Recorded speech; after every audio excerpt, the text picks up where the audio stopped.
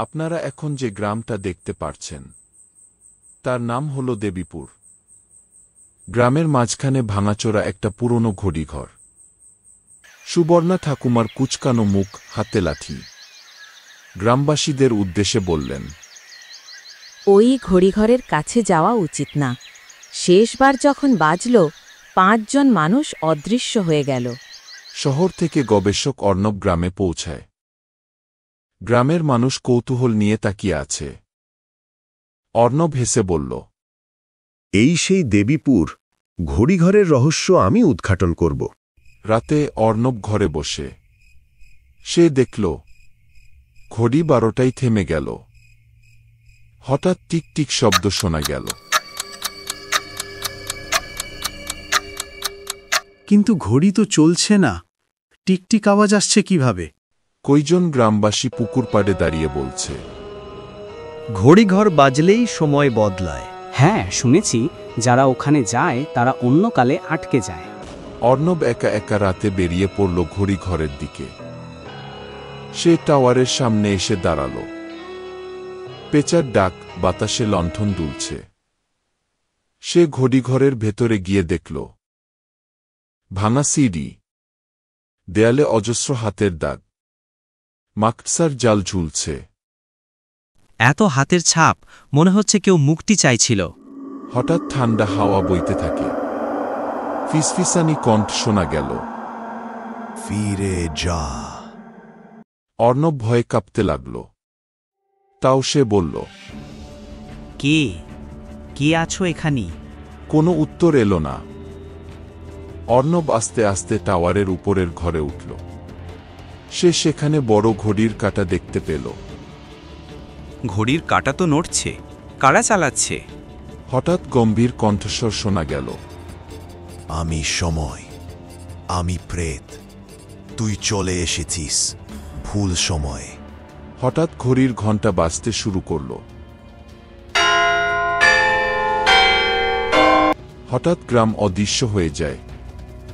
একই জায়গা, কিন্তু 50 বছর আগের রূপ, লণ্ঠন, ষাঁড়ের গাড়ি, মানুষদের পুরনো পোশাক। এটা কিভাবে সম্ভব? টাওয়ারের অন্ধকার থেকে এক ভয়ানক অবজব বেরিয়ে আসে।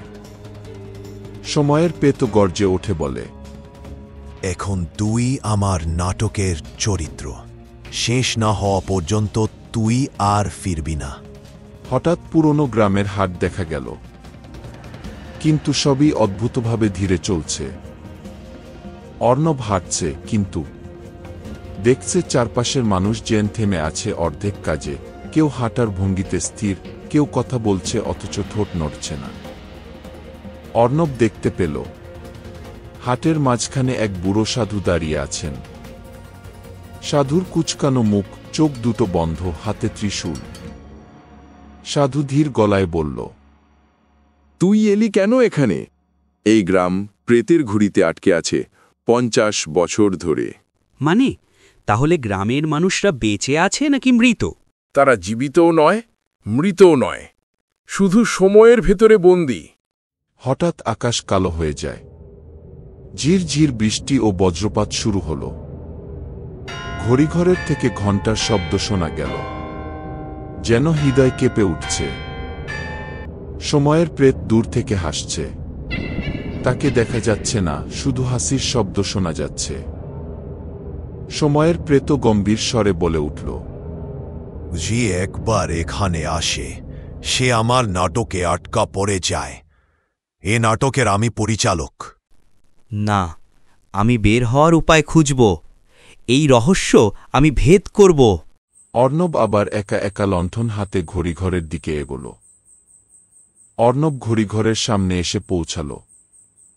সে হঠাৎ শুনতে পেল, ফিরতে হলে মাথা খুঁজতে হবে, ফিরতে হলে মাথা খুঁজতে হবে। যদি মাথা খুঁজে পেলে মুক্তি মেলে, তবে আমি সেই মাথা খুঁজব। অসম্ভব। কটা মাথা খোঁজা মানে ইতিহাস ভাঙা, ইতিহাস ভাঙা মানে মৃত্যু। আমি বাঁচি বা নাই বাঁচি, এই রহস্য আমি শেষ করেই ছাড়ব।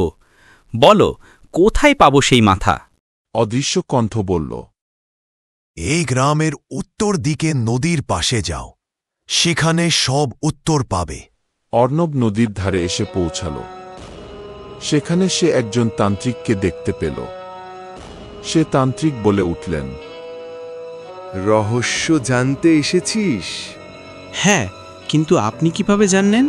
আমি সব জানি। কাটা মাথার কথা জানতে চাস, তাই তো? হ্যাঁ। নদীর ওই পাশের জঙ্গলে ভেতর একটা কুঁড়ে ঘর আছে। তার পাশে আছে একটা বড় ছাতিম গাছ। তার নিচে পোতা আছে সেই মাথা। কিন্তু সাবধান, ওই মাথা ঠিক রাত 12টার সময় তুলতে হবে। আপনাকে অনেক অনেক ধন্যবাদ। তারপর অর্ণব ঘরে বসে রাত 12টার জন্য অপেক্ষা করতে লাগল। অর্ণব নদীর ওপারে জঙ্গলে যাবার জন্য বার হল। এক হাতে লণ্ঠন আর এক হাতে কোদাল। সে নৌকো নিয়ে নদী পার হয়ে জঙ্গল এর দিকে এগোচ্ছে। অর্ণব নৌকো থেকে নেমে জঙ্গল এর দিকে এগোচ্ছে। অর্ণব জঙ্গলের মধ্য কিছুটা দূরে যেতেই একটা ঘর দেখতে পেল, আর পাশে সেই বড় ছাতিম গাছটা। অর্ণব সেই ঘরের সামনে দাঁড়াতেই ঘড়িঘরের ঘণ্টার শব্দ শোনা গেল। অর্ণব বুঝতে পারল, তার মানে এখন রাত 12টা বেজে গেছে। তারপর অর্ণব মাটি খুঁড়ে মাথাটা বার করে নৌকোর দিকে এগোতে থাকে। কিন্তু তখনই পেছন থেকে শোনা গেল, অর্ণব, যাস না, গেলে তুই মরবি, কেউ বাঁচবে না। অর্ণব ভয় পেলেও চুপচাপ সে আগাতে লাগল।